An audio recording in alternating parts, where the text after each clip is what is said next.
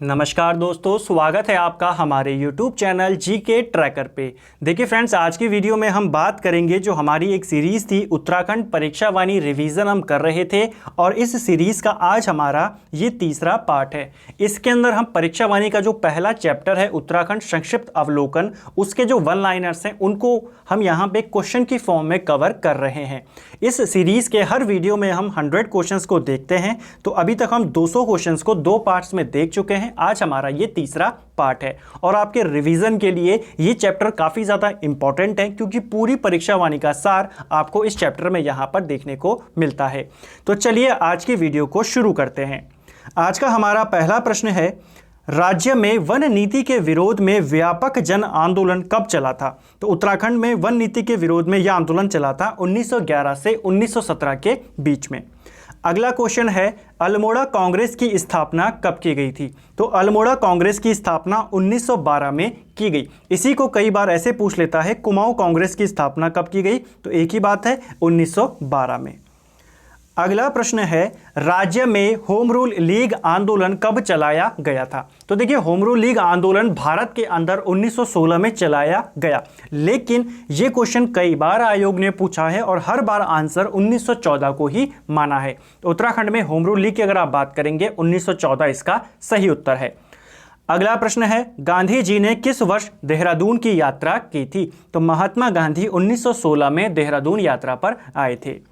कुमाऊं परिषद का गठन कब हुआ था? तो देखिए, कुमाऊं परिषद को लेकर आपके एग्जाम में कई सारे प्रश्न पूछे जाते रहे हैं। कुमाऊं परिषद का गठन 1916 में होता है और इसका विलय कांग्रेस में कर दिया जाता है 1926 में। तो ये 2 साल आपको याद रखना है। कुमाऊं परिषद 1916 में गठित होती है, 1926 में इसका विलय आपका कर दिया जाता है कांग्रेस के अंदर। ठीक है, इसके अधिवेशनों को लेकर कई सारे प्रश्न बनते हैं कि इसके कौन सा अधिवेशन कहाँ होता है, उसका अध्यक्ष कौन होता है, तो उसके ऊपर जल्दी ही मैं एक जो सेपरेट वीडियो है वो लेकर आऊँगा। अगला प्रश्न है, बैरिस्टर मुकुंदी लाल और अनसुईया प्रसाद बहुगुणा के प्रयासों से गढ़वाल कांग्रेस की स्थापना कब हुई? तो देखिए, गढ़वाल कांग्रेस की स्थापना 1918 में होती है। किसके योगदान होता है इसमें? तो मुकुंदी लाल और अनसुईया प्रसाद बहुगुणा का। ठीक है, तो गढ़वाल कांग्रेस 1918, कुमाऊं कांग्रेस 1912। अगला है, जनवरी 1921 में किस नदी के तट पर कूली बेगार प्रथा का अंत किया गया था?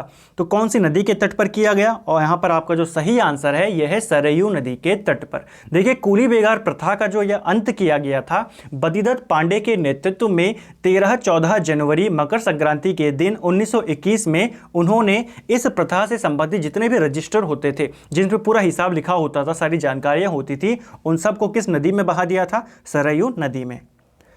अगला प्रश्न है, 1929 में गांधी जी ने कुमाऊं यात्रा की थी। तो महात्मा गांधी कुमाऊं कब आए थे? तो 1929 में 14 जून से लेकर 2 जुलाई तक ये कुमाऊं में रहे और फिर बाद में ये दोबारा आए उत्तराखंड में, तब ये गढ़वाल में आए 16 से लेकर 24 अक्टूबर 1929 में। ठीक है। अगला प्रश्न है, किस स्थान पर गांधी जी ने अनाशक्ति योग नाम से गीता की भूमिका लिखी थी? तो महात्मा गांधी ने गीता के ऊपर जो अपनी भूमिका लिखी अनाशक्ति, ये कहाँ पर लिखी? ये लिखी इन्होंने कौशानी में। ठीक है, तो इस पॉइंट को याद रखना। और दूसरी बात, इन्होंने कौशानी को भारत का स्विट्जरलैंड भी कहा था। ठीक है, ये भी पूछा जाता है। अगला प्रश्न है, नमक सत्याग्रह में गांधी जी के साथ शामिल होने वाले उत्तराखंड के 3 व्यक्ति कौन थे? देखिए, 1930 में महात्मा गांधी ने जब नमक सत्याग्रह की शुरुआत करी तो उनके साथ उत्तराखंड से 3 व्यक्ति थे। एक थे आपके ज्योतिराम कांडपाल, एक थे आपके भैरवदत्त जोशी और एक थे आपके गोरखवीर खड़क बहादुर। ये तीनों नाम आपको याद रखने हैं जो कि महात्मा गांधी के साथ नमक सत्याग्रह में थे। अगला क्वेश्चन है, पेशावर कांड की घटना कब घटित हुई या कब हुई थी? तो देखिए, पेशावर कांड जो होता है ये आपका 23 अप्रैल 1930 को होता है।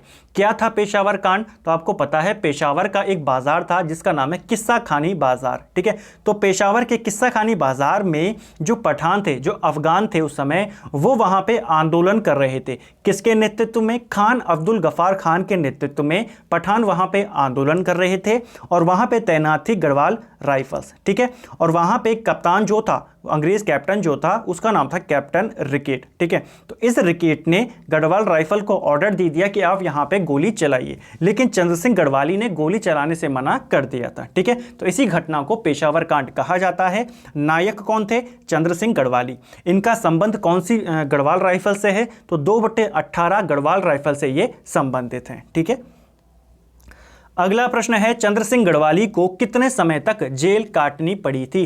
तो देखिए, चंद्र सिंह गढ़वाली ने जब अपने ऑफिसर के आदेश को मानने से मना कर दिया था तो इनको सेना से निकाला गया, इनके ऊपर केस चलाया गया और इनको जेल हो गई और इन्होंने 11 वर्ष 3 महीने 18 दिन जेल में काटे और उसके बाद 1941 में ये रिहा हुए थे। तो आपको ध्यान रखना है, चंद्र सिंह गढ़वाली कितने वर्षों तक जेल में रहे? 11 वर्ष 3 महीने 18 दिन। जो इनका केस चला था, तो इनका केस किसने लड़ा था? तो बैरिस्टर मुकुंदी लाल इनके वकील थे। ठीक है, इनके और इनके साथियों के। अगला प्रश्न है, चंद्र सिंह गढ़वाली को गढ़वाली की उपाधि किसने दी थी? देखिए, महात्मा गांधी ने चंद्र सिंह गढ़वाली को ये गढ़वाली की उपाधि दी थी। तो ये पॉइंट आपको याद रखना है। ठीक है फ्रेंड्स, और एक और चीज़ आपने मुझे कमेंट करके बताना है कि इनके जो ये घटना हुई थी पेशावर कांड, इससे प्रभावित होकर किस व्यक्ति ने पूरे भारत में गढ़वाल दिवस मनाने की घोषणा करी थी। ठीक है, अगला क्वेश्चन है, 1930 के गड़ौदिया स्टोर डकैती कांड में कौन शामिल थे? तो देखिए, प्रश्न पूछा जाता है गड़ौदिया स्टोर डकैती कांड कब होता है? 1930 में, और इसमें शामिल थे शांतिलाल त्रिवेदी। अगला है, किस घटना को कुमाऊं का बारदोली किसे कहा जाता है? ठीक है, तो कुमाऊं का बारदोली किसे कहा जाता है? कुमाऊं का बारदोली सल्ट की घटना को कहा जाता है। यह होती है आपकी 5 सितंबर 1942 को। यहां पे गोलियां चलवा दी जाती हैं, जिसमें गंगाराम, खेमादेव, चूड़ामणि और बहादुर सिंह, ये 4 लोग यहां पे शहीद हो जाते हैं। तो आपको ये चारों नाम भी याद रखने हैं। पूछे जाते हैं कि सल्ट की घटना में कौन शहीद हो गए थे, ये चारों के नाम आपको याद रखने हैं। ठीक है, और इसको कुमाऊं का बारदोली किसने कहा था? महात्मा गांधी ने कहा था। अगला प्रश्न है, खुमाड़ में प्रत्येक वर्ष शहीद दिवस कब मनाया जाता है? तो देखिए, खुमाड़ क्षेत्र इसी में आता है आपका सल्ट, और यहाँ पे शहीद दिवस हर साल 5 सितंबर को मनाया जाता है, क्योंकि जो सल्ट की घटना होती है वो भी 5 सितंबर 1942 को होती है, इसीलिए उसी दिन को क्या मनाया जाता है? शहीद दिवस। अगला प्रश्न है, नमक सत्याग्रह के दौरान किसके नेतृत्व में अल्मोड़ा नगरपालिका भवन पर तिरंगा फहराया गया था? तो अल्मोड़ा नगरपालिका भवन पर विष्णु देवी शाह के नेतृत्व में यहाँ पे जो झंडा था, तिरंगा था, वो फहराया गया था। ठीक है, अगला प्रश्न है आज का हमारा 19वां प्रश्न, 1932 में राज्य की किस महिला आंदोलनकारी को जिंदा या मुर्दा पकड़ने का आदेश जारी किया गया था? तो अंग्रेज काफ़ी ज़्यादा परेशान हो चुके थे कुंती वर्मा से, और फाइनली 1932 में अंग्रेज़ों ने एक आदेश जारी किया कि कुंती वर्मा को जिंदा या मुर्दा पकड़ा जाए। तो ध्यान रखना, किसके लिए किया गया था? कुंती वर्मा के लिए। अगला है, कौसानी में लक्ष्मी आश्रम की स्थापना किसने करी थी? तो कौसानी के अंदर लक्ष्मी आश्रम की स्थापना करी थी सरला बहन ने। सरला बहन इंग्लैंड से आई थी, ये महात्मा गांधी की एक शिष्य थी और इनका वास्तविक नाम था कैथरीन हाइलमन। पूछा जाता है सरला बहन का वास्तविक नाम क्या था? तो कैथरीन हाइलमन इनका वास्तविक नाम था। अगला प्रश्न है, लक्ष्मी आश्रम से जुड़े 2 बहनें कौन थी जिन्होंने सर्वोदय का व्यापक प्रचार प्रसार किया? तो लक्ष्मी आश्रम से जुड़ी हुई 2 बहनें थी, कौन कौन? कमला और बसंती, जिन्होंने सर्वोदय का प्रचार किया। लक्ष्मी आश्रम अगर आपको पूछा जाए कहाँ पर है, आप बताएंगे कौसानी बागेश्वर में ये स्थित है। अगला प्रश्न है, महिलाओं में जागृति के लिए ऋषिकेश में पशुलोक की स्थापना किसने करी थी? तो देखिए, महिलाओं में जागृति के लिए ऋषिकेश के अंदर पशुलोक बनाया था मीरा बहन ने। ठीक है, तो मीरा बहन भी एक विदेशी थी, महात्मा गांधी की शिष्य थी, और इन्होंने यहाँ आकर पशुलोक में या ऋषिकेश में पशुलोक की स्थापना करी। मीरा बहन का वास्तविक नाम क्या था? तो मेरिडिन स्लेड इनका वास्तविक नाम था। अगला है, किसके संपादकत्व में अल्मोड़ा अखबार शुरू किया गया था? देखिए, अल्मोड़ा अखबार जो ये शुरू किया गया 1871 में बुद्धि बल्लभ पंत के नेतृत्व में, यानी कि अल्मोड़ा अखबार के प्रथम संपादक कौन थे? ये थे आपके बुद्धि बल्लभ पंत। ठीक है, और अगर पूछेगा अल्मोड़ा अखबार के अंतिम संपादक कौन थे, तो वो होंगे आपके बद्रीदत्त पांडे। ठीक है, बद्रीदत्त पांडे जब अल्मोड़ा अखबार बंद होता है उस समय उसके संपादक होते हैं। प्रश्न पूछा जाता है कि बद्रीदत्त पांडे किस वर्ष अल्मोड़ा अखबार के संपादक बने थे? तो बद्रीदत्त पांडे 1913 में अल्मोड़ा अखबार के संपादक बने थे। 1918 में अल्मोड़ा अखबार बंद हो जाता है। एक और प्रश्न पूछा जाता है कि अल्मोड़ा जो अखबार निकाला गया था, यह अखबार किसके कहने पर, किसकी सलाह पर निकाला गया था? तो ध्यान रखना, विलियम मूर के कहने पर यह अखबार निकाला गया था। और उस समय 1871 की बात हो रही है, क्योंकि 1871 में अखबार शुरू हुआ। कुमाऊं में कौन कमिश्नर था? Henry Ramsay. अगला प्रश्न है, वर्ष 1918 में अल्मोड़ा अखबार के बंद होने के बाद बद्रीदत्त पांडे कौन सा साप्ताहिक निकालना शुरू किया था? तो जब अल्मोड़ा अखबार 1918 में बंद हो जाता है, बंद होने का कारण यह था कि जो बद्रीदत्त पांडे थे 1913 में जब संपादक बने अल्मोड़ा अखबार के, तो अंग्रेज़ों के खिलाफ काफ़ी ज़्यादा लिखने इन्होंने शुरू कर दिया था। और उसी टाइम पे 1918 के टाइम पे इन्होंने जो उस समय डिप्टी कमिश्नर था उसके खिलाफ यहाँ पे काफ़ी ज़्यादा कुछ लिख दिया था, जिस कारण उसने इसको बंद करवा दिया। ठीक है, तो जब ये अल्मोड़ा अखबार बंद हो गया, इन्होंने कौन सा अखबार निकालना शुरू किया? शक्ति। अगला है, देहरादून से गढ़वाल यूनियन द्वारा 1905 से गिरिजादत्त नैथानी के संपादक में शुरू हुआ था कौन सा अखबार? तो देखिए, गढ़वाल यूनियन, इसकी स्थापना देहरादून में 1901 में की जाती है। ठीक है, गढ़वाल यूनियन की स्थापना कब होती है? 1901 में। और इसके द्वारा 1905 में गढ़वाली समाचार पत्र निकाला जाता है, जिसके संपादक होते हैं गिरिजादत्त नैथानी। अगला प्रश्न है, भक्त दर्शन और भैरव दत्त द्वारा 1939 में लैंसडाउन से शुरू किया गया था कौन सा पत्र था? तो देखिए, कर्मभूमि नाम का एक पत्र था। कहां से प्रकाशित होता था? लैंसडाउन से। कब शुरू हुआ? 1939 में। और किसने शुरू किया? तो भक्त दर्शन और भैरव दत्त के द्वारा ये अखबार यहां से शुरू किया गया था।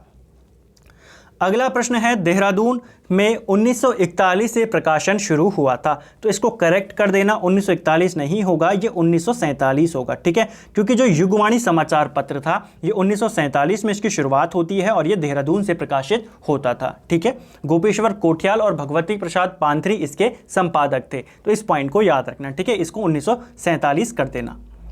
अगला प्रश्न है, कूली बेगार प्रणाली का अंत कब होता है? तो कूली बेगार प्रथा जो थी इसका समाप्त होती है उत्तराखंड में 13-14 जनवरी 1921 में।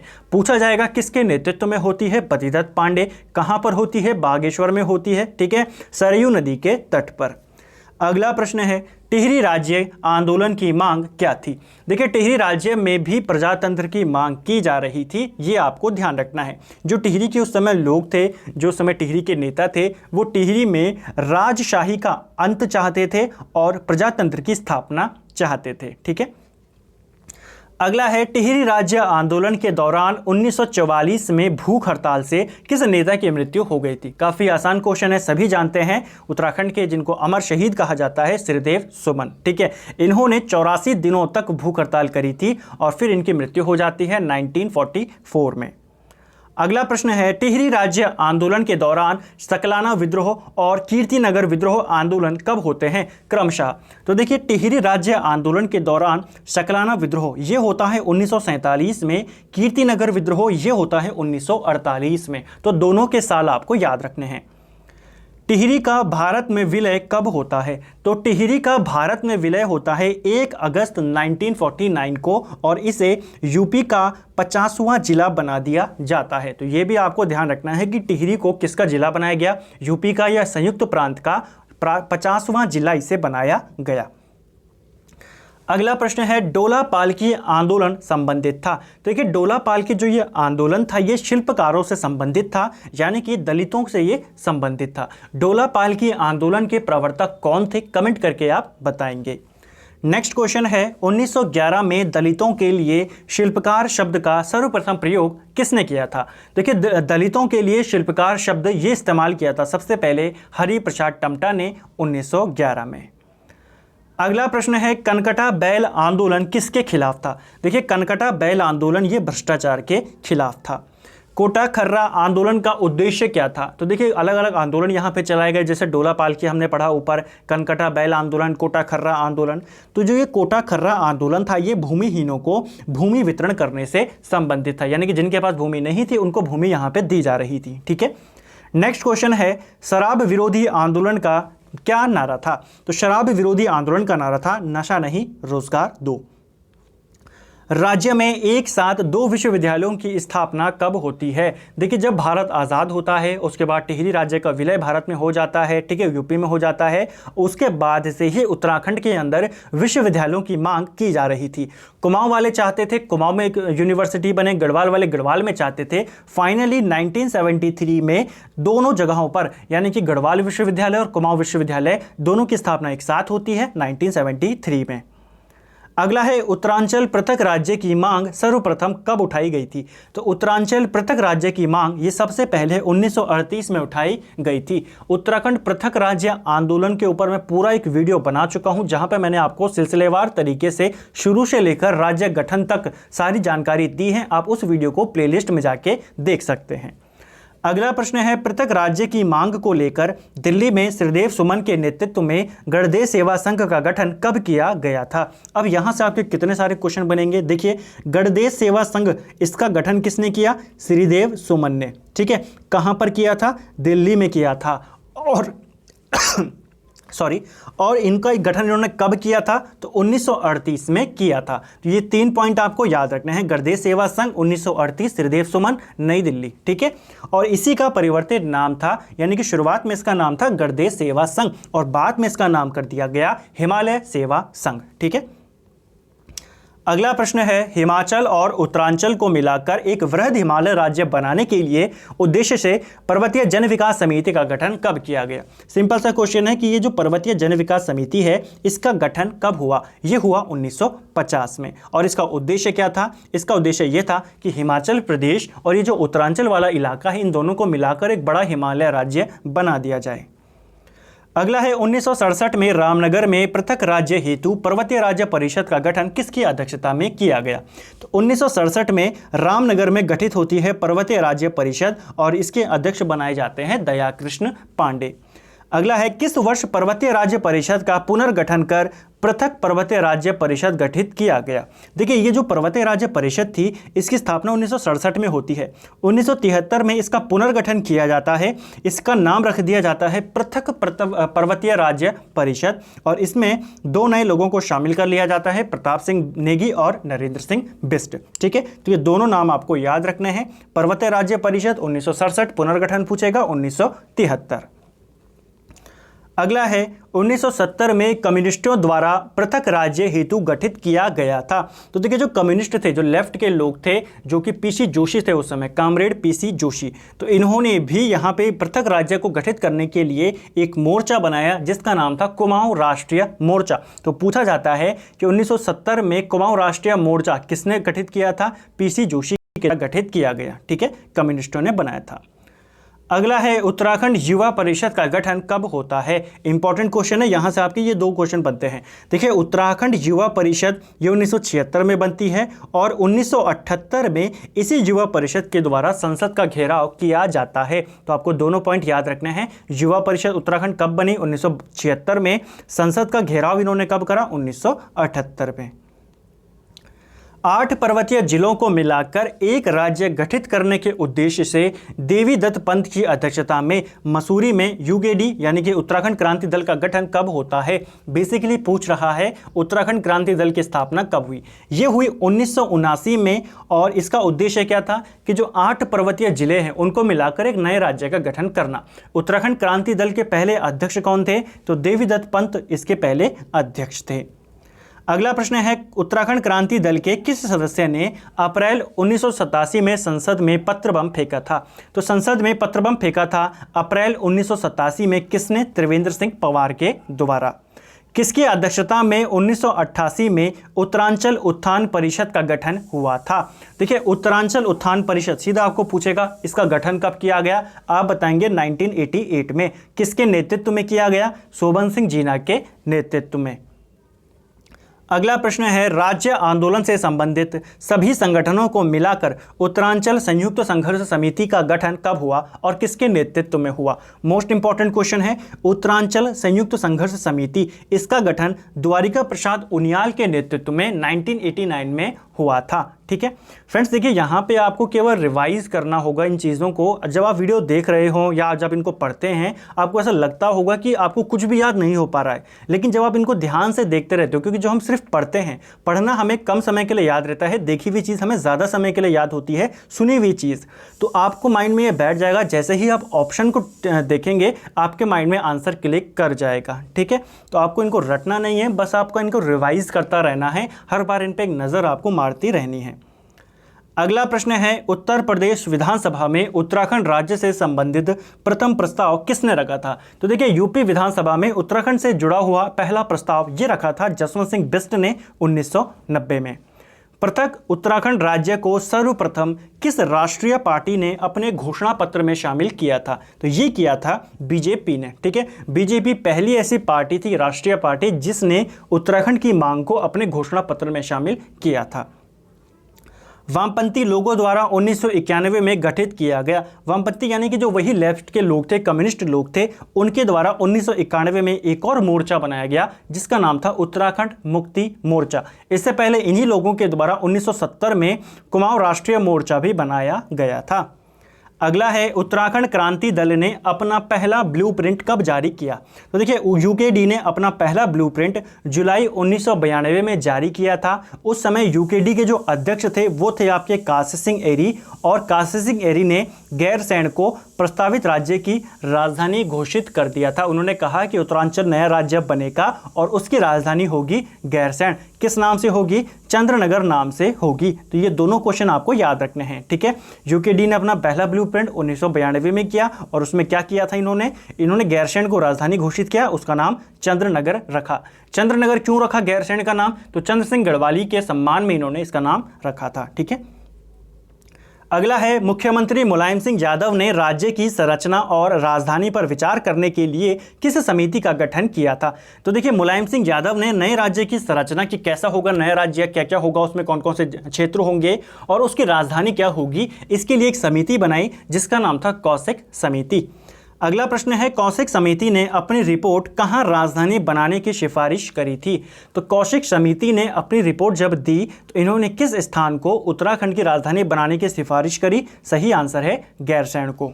नई आरक्षण नीति के विरोध में इंद्रमणि बडोनी द्वारा आमरण अनशन किया गया, कहां पर? तो देखिए जब इन्होंने मुलायम सिंह यादव ने नई आरक्षण नीति की घोषणा करी 1994 में, तो इंद्रमणि बडोनी, जिनको उत्तराखंड का गांधी कहा जाता है, ठीक है, इन्होंने पौड़ी के अंदर आमरण अनशन शुरू कर दिया था। ठीक है, और इसी के विरोध में जो ये आरक्षण नीति आई थी, काशी सिंह एरी जो कि यूकेडी के अध्यक्ष थे, इन्होंने नैनीताल में आमरण अनशन शुरू कर दिया था। ठीक है, एक क्वेश्चन और बनता है, अभी मैंने आपको बोला कि इंद्रमणि बडोनी को उत्तराखंड का गांधी कहा जाता है। प्रश्न बनता है इनको ये किसने कहा था? तो अमेरिका अखबार है, अमेरिका का एक अखबार है वॉशिंगटन पोस्ट, वॉशिंगटन पोस्ट के द्वारा इंद्रमणि बडोनी को उत्तराखंड का गांधी कहा गया था।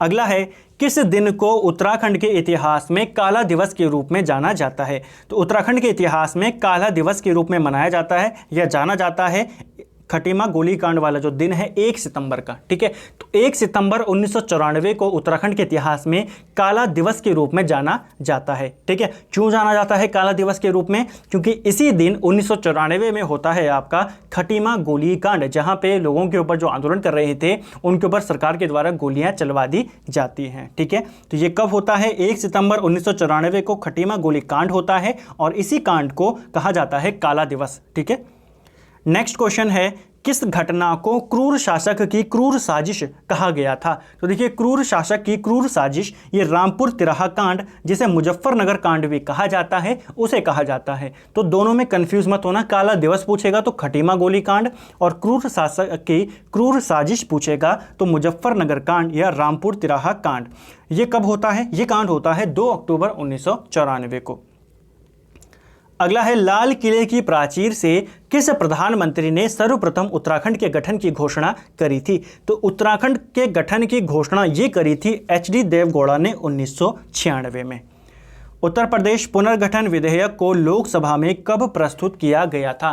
तो देखिए जो यूपी पुनर्गठन विधेयक था इसको लोकसभा में प्रस्तुत किया गया 27 जुलाई 2000 को, ठीक है। 1 अगस्त 2000 को ये लोकसभा से पारित हुआ, 10 अगस्त 2000 को ये राज्यसभा से पारित हुआ और 28 अगस्त 2000 को इस पे राष्ट्रपति KR नारायण ने हस्ताक्षर कर दिए थे। तो ये चारों डेट्स आपको याद रखनी है। अगला प्रश्न है, हंसा धनाई और बेलमती चौहान किस घटना में शहीद हुई थी? देखिए 2 सितंबर 1994 को होता है मसूरी कांड, 1 सितंबर को होता है खटीमा गोली कांड। उसी के विरोध में लोग सड़कों पे उतरे, आंदोलन कर रहे थे मसूरी में और वहां पे जाके गोलियां चलवा दी जाती हैं, जिसमें 2 महिलाएं हंसा धनाई और बेलमती चौहान शहीद हो जाती हैं। अन्य लोग भी शहीद होते हैं, उनके नाम भी आपको याद रखने हैं, लेकिन इनके नाम ज़्यादा पूछे जाते हैं, ठीक है। और इसी गोली कांड में जो ये मसूरी कांड था, इसी में जो पुलिस उपधीक्षक थे उस समय उमाकांत त्रिपाठी, उनकी भी हत्या यहाँ पर कर दी जाती है। अगला प्रश्न है, श्रीनगर में घटित हुए श्रीयंत्र टापू कांड में शहीद हुए थे। तो देखिए शहीद जो हुए श्रीयंत्र टापू कांड में ये होते हैं 2 व्यक्ति, यशोधर बेंजवाल और राजेश रावत, ठीक है। तो इन दोनों का संबंध किससे है? श्रीयंत्र टापू कांड से है, जो कि 10 नवंबर 1995 में हुआ था। अगला है, उत्तराखंड की अक्षांश स्थिति क्या है? तो देखिए हमने पहले उत्तराखंड में कुछ स्वतंत्रता आंदोलन था, उससे वन लाइनर देखे, फिर हमने राज्य आंदोलन के वन लाइनर देखे, अब हम यहाँ पे भूगोल के कुछ वन लाइनर यहाँ पे देखने वाले हैं। तो इसी सीरीज का यही फायदा है कि आपका सीरियल वाइज सब कुछ चल रहा है, क्वेश्चन की फॉर्म में आपको यहाँ पर देखने को मिल रहा है, साथ साथ में जो एक्स्ट्रा फैक्ट है वो मैं आपको बताता चल रहा हूँ। तो अब बात करेंगे भूगोल के बारे में। देखिए उत्तराखंड की जो अक्षांश स्थिति है ये है आपकी 28 डिग्री 43 मिनट से लेकर 31 डिग्री 27 मिनट उत्तरी अक्षांश, ठीक है। अक्षांश होता क्या है? तो देखिए जैसा हमारे ये ग्लोब होता है, ग्लोब में जो ये लाइनें होती हैं, ठीक है, तो इन लाइनों को यानी कि जो भूमध्य रेखा है उसके समांतर जो रेखाएं खींची जाती हैं इन्हीं को अक्षांश रेखाएं कहा जाता है, ठीक है। तो उत्तराखंड का जो अक्षांशीय विस्तार है वो आपने देखा कितना है, 28 डिग्री 43 मिनट से 31 डिग्री 27 मिनट तक। अगर अक्षांशीय विस्तार की बात करें तो ये 2 डिग्री 44 मिनट है। ये आया कहाँ से? इन दोनों को अगर आप माइनस कर देंगे ये आपका निकल जाएगा। इसी प्रकार उत्तराखंड की जो देशांतर स्थिति है वो है आपकी 77 डिग्री 34 मिनट से 31 डिग्री 02 मिनट तक, ठीक है। यह है पूर्वी देशांतर। देशांतर क्या होता है? तो देशांतर जो ये दोनों ध्रुवों को मिलाने वाली जो रेखाएं होती हैं इसी को कहा जाता है देशांतर, ठीक है। जो दोनों ध्रुवों को मिलाने वाली रेखाएं होती हैं तो ये होती हैं देशांतर। देशांतर या विस्तार की बात करें तो इन दोनों को अगर आप माइनस कर देंगे तो आपका निकल जाएगा 3 डिग्री 28 मिनट। अगला प्रश्न है, राज्य की पूर्व से पश्चिम तक कुल लंबाई कितनी है? तो उत्तराखंड की पूर्व से पश्चिम तक लंबाई पूछी जा रही है, 358 किलोमीटर ये है। और उत्तर से दक्षिण की बात करें तो यह है लगभग 320 किलोमीटर। राज्य से लगी अंतर्राष्ट्रीय सीमा की कुल लंबाई कितनी है? यानी कि उत्तराखंड के साथ कुल जो अंतर्राष्ट्रीय सीमा है वो कितनी है? तो टोटल 625 किलोमीटर जो है इंटरनेशनल बॉर्डर है उत्तराखंड में, ठीक है। राज्य की देश में स्थिति क्या है? तो उत्तराखंड भारत के उत्तर पश्चिम में स्थित है, साथ ही हिमालय के संदर्भ में अगर बात करें तो हिमालय के पश्चिम मध्य में स्थित है। राज्य का आकार कैसा है? तो उत्तराखंड का जो आकार है ये आयताकार है, यानी कि रेक्टेंगुलर के आकार का है हमारा उत्तराखंड। उत्तराखंड का कुल क्षेत्रफल कितना है? तो देखिए उत्तराखंड का जो कुल क्षेत्रफल है ये है आपका 53,483 वर्ग किलोमीटर। और ये क्वेश्चन कई बार एग्जाम के अंदर पूछा गया है क्षेत्रफल को लेके, ठीक है। तो 53,483 वर्ग किलोमीटर ये उत्तराखंड का टोटल एरिया है। राज्य के कुल क्षेत्रफल में पर्वतीय भाग कितना है? तो देखिए उत्तराखंड जो है ये एक पर्वतीय राज्य है, तो यहाँ पे पर्वतीय भाग ज़्यादा है, लगभग 86% पर्वत है यहाँ पे। और मैदान की बात करें तो ये केवल 14% हैं। तेलंगाना बनाए जाने के बाद क्षेत्रफल की दृष्टि से उत्तराखंड भारत का कौन सा राज्य है? तो देखिए तेलंगाना जब नहीं बना था 2014 से पहले उत्तराखंड का जो स्थान था वो था 18वां, ठीक है। उत्तराखंड भारत का 18वां सबसे बड़ा राज्य था, लेकिन 2014 में तेलंगाना बना और उत्तराखंड का स्थान हो गया 19वां। वर्तमान की अगर मैं बात करता हूं, अगर ये क्वेश्चन आपको ऐसे ही पूछा जाए तो फिर आप आंसर 19 ही बताएंगे, लेकिन अगर आपको पूछा जाए वर्तमान में उत्तराखंड का क्या स्थान है तो वर्तमान में उत्तराखंड 18 ही है, क्योंकि जब से जम्मू कश्मीर केंद्र शासित प्रदेश बना उत्तराखंड फिर से 18वें नंबर पर आ गया। अगला है, राज्य के कुल क्षेत्रफल में गढ़वाल और कुमाऊं का भाग क्या है? तो देखिए उत्तराखंड का जो टोटल क्षेत्रफल है उसमें लगभग 60% क्षेत्रफल पे गढ़वाल है और 40% क्षेत्रफल पे आपका कुमाऊं है। एग्जैक्ट आप दे सकते हैं 39.33 कुमाऊं है, 60.67 ये आपका गढ़वाल है। अगला है सर्वाधिक और सबसे कम क्षेत्रफल वाले जिले कौन से हैं। तो उत्तराखंड में सबसे बड़ा जिला है आपका चमोली, जिसका क्षेत्रफल है 8030 वर्ग किलोमीटर, और सबसे छोटा जो आपका जिला है वो है चंपावत, जिसका क्षेत्रफल है 1766 वर्ग किलोमीटर। देखिए उत्तराखंड जिला सीरीज हमने 2 बार कवर करी है, एक बार हमने थ्योरी में कवर करी, एक बार हमने एमसीक्यूज में कवर करी। तो आप जाके वहां पे उन सभी जिलों का जो 13 के 13 जिले हैं उनका आप अच्छे से रिवीजन कर सकते हैं। अगला प्रश्न है राज्य की प्राकृतिक सीमाएं क्या हैं। तो उत्तराखंड की प्राकृतिक सीमाओं को लेकर भी कई बार प्रश्न बन जाता है। तो उत्तराखंड की प्राकृतिक सीमाओं की बात करें तो उत्तर में है आपका तिब्बत हिमालय, ठीक है, हिमालय है आपके उत्तर में, पश्चिम में आपकी टोंस नदी है, पूर्व में आपकी काली नदी है और दक्षिण में आपकी तराई क्षेत्र है, ठीक है। तो पूछा जाता है इनमें से कौन सी नदी उत्तराखंड की पश्चिमी सीमा बनाती है, तो ध्यान रखना टोंस नदी। ऐसे ही पूर्व का भी याद रखना है और उत्तर दक्षिण का भी। अगला प्रश्न है राज्य की राजनीतिक सीमाएं कौन सी हैं। तो राजनीतिक सीमाओं की अगर मैं बात करूं तो पूर्व में नेपाल है जो कि काली नदी से उत्तराखंड के साथ इसकी सीमा बनती है, ठीक है। पश्चिम में हिमाचल प्रदेश है, हिमाचल प्रदेश और उत्तराखंड की सीमा बनाती है टोंस नदी। उत्तर में आपका तिब्बत है जो कि सीमा बनाता है हिमालय, और दक्षिण में बात करें तो उत्तर प्रदेश है जहां पे आपका तराई क्षेत्र भी आता है बीच में। अगला है किसे गढ़वाल का द्वार कहा जाता है। तो गढ़वाल का द्वार ये कहा जाता है कोट द्वार को। किसे कुमाऊं का द्वार कहते हैं, तो कुमाऊं का द्वार कांट गोदाम को कहा जाता है। प्रदेश से सटे राज्यों की संख्या कितनी है। तो उत्तराखंड के साथ कुल कितने राज्य सटे हुए हैं, तो ये हैं आपके 2 राज्य, एक है आपका हिमाचल, एक है आपका उत्तर प्रदेश। सर्वाधिक सीमा रेखा वाला राज्य कौन सा है। तो उत्तराखंड के साथ कौन सा ऐसा राज्य है जो सबसे लंबी सीमा साझा करता है। 2 ही राज्य हैं, एक है यूपी, एक है एचपी। तो यूपी सबसे बड़ी सीमा बनाता है, सबसे कम सीमा हिमाचल बनाता है, ठीक है। अगर राज्यों की बात करें, सर्वाधिक राज्यों को स्पर्श करने वाला जिला कौन सा है। देखिए सर्वाधिक राज्य कितने लगे हैं उत्तराखंड के साथ, राज्य लगे ही 2 हैं। तो देहरादून जो है ये दोनों राज्यों के साथ, यानी कि देहरादून हिमाचल के साथ भी और उत्तर प्रदेश के साथ भी अपनी सीमा साझा करता है। राज्य के कितने जिले उत्तर प्रदेश को स्पर्श करते हैं। तो यूपी के साथ सीमा बनाते हैं 5 जिले, जिनमें आता है देहरादून, हरिद्वार, पौड़ी, नैनीताल और उधम सिंह नगर। हिमाचल प्रदेश को स्पर्श करने वाले जिलों की संख्या कितनी है। तो हिमाचल प्रदेश को 2 जिले उत्तराखंड के टच करते हैं, एक है आपका देहरादून, एक है आपका उत्तरकाशी। तो देहरादून दोनों राज्यों के साथ अपनी सीमा को साझा करता है। नेपाल के साथ कितने जिले अंतर्राष्ट्रीय सीमा बनाते हैं। देखिए भारत के जो जिले हैं, उत्तराखंड के जो जिले हैं वो 2 देशों के साथ लगते हैं, एक है आपका नेपाल और एक है चीन। दोनों के साथ 3-3 जिले लगे हैं। कौन कौन है नेपाल के साथ, तो देखिए उधम सिंह नगर, चंपावत और पिथौरागढ़, ठीक है। और चीन के साथ बात करें तो वहाँ भी 3 है, चमोली, उत्तरकाशी और पिथौरागढ़। तो यहाँ पे आपका पिथौरागढ़ है, यहाँ भी आपका पिथौरागढ़ है। तो सबसे लंबी अंतर्राष्ट्रीय सीमा वाला जिला कौन है, वो भी आपका पिथौरागढ़ है। अगर आपको प्रश्न बने कि उत्तराखंड के कितने जिले अंतर्राष्ट्रीय सीमा बनाते हैं, तो ध्यान रखेंगे 5 जिले, एक जिला, ये दूसरा जिला आपका चंपावत, तीसरा पिथौरागढ़, चौथा चमोली और 5वां उत्तरकाशी। 5 जिले उत्तराखंड के ऐसे हैं जो अंतर्राष्ट्रीय सीमा बनाते हैं। 3-3 6 मत कराना, ठीक है। अगला है राज्य का सबसे पूर्वी जिला कौन सा है। तो उत्तराखंड का सबसे पूर्वी जिला है आपका पिथौरागढ़, सबसे पश्चिमी जिला है आपका देहरादून, सबसे दक्षिणी जिला है आपका उधम सिंह नगर और सबसे उत्तरी जिले की अगर मैं बात करूं तो ये आपका उत्तरकाशी। सबसे लंबी अंतर्राष्ट्रीय सीमा वाला जनपद कौन सा है, तो अभी हमने बात करी कौन है, पिथौरागढ़। यूपी से सर्वाधिक और सबसे कम सीमा रेखा वाले जनपद कौन सा है। तो यूपी के साथ सबसे लंबी सीमा है उधम सिंह नगर की और सबसे कम सीमा है नैनीताल की। राज्य के सर्वाधिक जिलों को स्पर्श करने वाला जिला कौन सा है। तो राज्य के सबसे ज़्यादा जिलों के साथ सीमा साझा करता है आपका पौड़ी, जो कि 7 जिलों के साथ अपनी सीमा को साझा करता है। अगला है उत्तराखंड को कितने भौगोलिक क्षेत्रों में बांटा गया है। तो उत्तराखंड को कुल मिलाकर 8 भौगोलिक क्षेत्रों में बांटा गया है। बहुत जल्दी इसकी एक टॉपिक वाइज वीडियो आएगी जिसमें मैं आपको पूरा डिटेल में बताऊंगा कि कौन कौन से भौगोलिक क्षेत्र हैं, किस किस की क्या विशेषताएं हैं, ठीक है। अगला है राज्य के किस जिले का अधिकांश भाग गंगा के मैदान के अंतर्गत आता है। तो गंगा के मैदान के अंतर्गत आता है हरिद्वार जिले का मैक्सिमम भाग। अगला है किस क्षेत्र में पाताल तोड़ कुएं मिलते हैं। तो पाताल तोड़ कुएं आपको तराई क्षेत्र में देखने को मिलते हैं।